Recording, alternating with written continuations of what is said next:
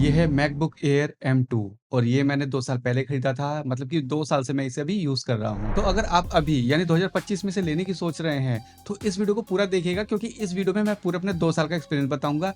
क्या ये ठीक है आपके लिए, क्या नहीं है, कैसा इसका परफॉर्मेंस रहा है पिछले 2 सालों में, वो सारी चीज़ मैं इस वीडियो में बताऊँगा। देखिए, सबसे पहले हम प्राइसिंग की बात करते हैं। अभी इसका जो रेट है वो है 78,900। मैं नई की बात कर रहा हूँ, सेकंड हैंड की बात नहीं कर रहा हूँ। 78,900 रुपए इसका भी प्राइस है। और अगर आप कंपेयर कर रहे हैं मैक मिनी M4 से, तो मैं आपको बता दूँ उसका प्राइस तो अभी कम है, लगभग 55,900 रुपए है। इसका प्राइस तो कम है, लेकिन उसमें आपको कीबोर्ड चाहिए, माउस चाहिए, मॉनिटर चाहिए अलग से, लेकिन इसमें ऐसा कुछ भी नहीं है। सारी चीज़ें कॉम्पैक्ट है, कहीं भी आप इसे फ़ोल्ड करें और अपने साथ ले जा सकते हैं। तो चलिए अब हम करते हैं इसके स्पेसिफिकेशन की बात। इसमें 8 जीबी रैम है, 256 जीबी इंटरनल स्टोरेज है जो कि SSD है और 15 इंच 2K रेटिना डिस्प्ले के साथ आता है। याद रहे दोस्तों कि ये रेटिना डिस्प्ले है, इसे एमोलेड मत समझिएगा। एमोलेड की क्वालिटी अलग होती है, रेटिना की अलग होती है। एमोलेड इससे ज़्यादा अच्छा होता है, लेकिन रेटिना भी कुछ कम नहीं है। ये आपको शार्प और क्लियर एकदम कलर विविड आपको सारी चीज़ें आपको देखने को मिलेंगी। अगर मैं इसके बैटरी की बात करूँ तो इसे आप नॉर्मल यूज़ में 8 घंटे तो आराम से चला सकते हैं। लेकिन अगर वही आप हेवी टास्क करते हैं, जैसे वीडियो एडिटिंग करते हैं, ग्राफिक का कोई दूसरा काम करते हैं, 3D रेंडरिंग जैसे ब्लेंडर ये सब यूज़ करते हैं, तो इसकी बैटरी सिर्फ 2 घंटे चलती है। लेकिन हाँ, अगर आप इसे चार्ज करते हैं तो ये आपको 2 घंटे में 100% करके भी दे देगी। तो चलिए अभी हम बात करते हैं इसके परफॉर्मेंस की। परफॉर्मेंस मैं आपको कंपेयर करके बताऊँगा मैक मिनी M2 और मैक मिनी M4 से। ये दोनों भी है मेरे पास, ये दोनों भी मैं कई सालों से यूज़ कर रहा हूँ। जैसे कि मैक मिनी M4 तो अभी 6 महीने पहले ही मैंने लिया है और मैक मिनी M2 ही मेरे पिछले 1 डेढ़ साल से मैं उसको यूज़ कर रहा हूँ। तो देखिए परफॉर्मेंस तो मुझे लगभग तीनों का सेम आया है। क्योंकि अगर आप सोचेंगे कि भाई मैक मिनी M4 में तो 16 जीबी रैम है, इसमें तो 8 जीबी रैम है, तो ज़्यादा फ़र्क मुझे देखने को नहीं मिला है। मैं दोनों पे वीडियो एडिटिंग करता हूँ और मतलब तीनों पे ही करता हूँ और बाकी जो छोटे-मोटे टास्क होते हैं वो भी होते हैं। कुछ ज़्यादा फ़र्क नहीं है यहाँ पे।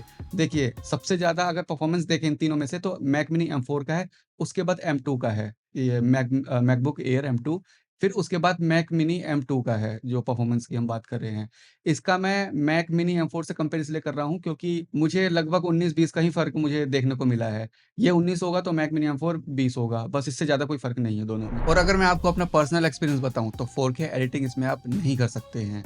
वो क्यों नहीं कर सकते हैं? क्योंकि मैं 4K एडिटिंग इसमें कर चुका हूँ। आप 1 लेयर तो कर लेंगे, छोटी-मोटी एडिटिंग कर लेंगे, आप बहुत बड़ी चीज़ नहीं कर सकते हैं 4K में। 2 लेयर पे काम कर सकते हैं, उसके बाद ये हैंग होना शुरू हो जाता है। लेकिन अगर आप छोटी-मोटी एडिटिंग करते हैं, जैसे थोड़ा-सा कलर ग्रेडिंग हो गया, वीडियो को कट करना हो गया, उसमें म्यूज़िक ऐड करना हो गया, तो इतना कर सकते हैं। लेकिन जो हेवी टास्क है, जैसे मतलब कि मैं अपने चेहरे को मार्क करके इसका स्किन टोन ठीक करूं या फिर मैंने पिछले वीडियो में आपको दिखाया था जैसे कि मोशन ग्राफिक वाला मैं कोई काम करता हूं 4K वीडियो में, तो यहाँ पे थोड़ा सा हैंग हो जाता है 1-2 लेयर के बाद ही। तो 4K तो एडिट आप कर नहीं सकते हैं, लेकिन हाँ 1080p की अगर आप कोई वीडियो एडिट करते हैं, तो ये कभी-कभी मुझे मैक मिनी M4 से भी ज़्यादा अच्छी परफॉर्मेंस दे देता है। देखिए, इसके डिस्प्ले की क्वालिटी तो बहुत अच्छी है, रेटिना डिस्प्ले है और 2K रेज़ोल्यूशन के साथ आता है।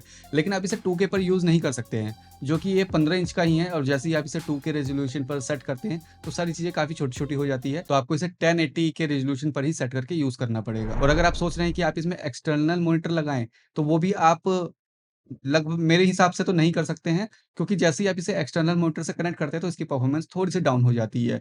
हैंगिंग इश्यू या फिर स्टकिंग इश्यू ऐसा कुछ मेरे को काफ़ी जगह देखने को मिला है। तो अगर आप एक्सटर्नल मॉनिटर के लिए ये खरीद रहे हैं, तो मेरी माने तो ये आपके लिए नहीं है। और अगर मैं बैटरी का एक्सपीरियंस बताऊँ, तो बैटरी भी इसकी बहुत ज़्यादा अच्छी है, जो कि विंडोज़ के लैपटॉप जो होते हैं 3 से 4 से 5 घंटे दे देते हैं, लेकिन ये आपको 8 घंटे दे देगी। अगर आप नॉर्मल इंटरनेट सर्फ करते हैं, एक्सेल पे काम करते हैं, टाइपिंग करते हैं या इंटरनेट से मतलब जो भी आपको छोटी-मोटी चीज़ें करने हो वो आप कर सकते हैं और इसके साथ आप 8 घंटे की बैटरी बैकअप भी ले सकते हैं। लेकिन वही अगेन मैं वही कहूँगा, अगर आप हेवी टास्क कर रहे हैं, वीडियो एडिटिंग कर रहे हैं, तभी आपको ज़्यादा से ज़्यादा 2 घंटे ही आपको निकाल के दे पाएगी। इसका ओएस बहुत स्मूथ है। आपको पता ही है मैक ओएस है तो स्मूथ तो होना ही है। और अगर आपको मैक ओएस यूज़ करना नहीं आता है, तो मेरा प्लेलिस्ट है, पूरा मैक ओएस को मैंने अच्छे से एक्सप्लेन किया है हिंदी में, तो उसका लिंक नीचे डिस्क्रिप्शन में मिल जाएगा, वहाँ जाके चेकआउट कर सकते हैं और आप मैकओएस को सीख सकते हैं। और अगर मैं स्पीकर की बात करूँ तो स्पीकर की क्वालिटी इसकी बहुत अच्छी है। मैं आपको अभी डेमो देता हूँ। ये आप सुन सकते हैं इसके स्पीकर की आवाज़ पुराना गाना है, लेकिन बहुत क्लियरिटी से मिल जाता है। आवाज़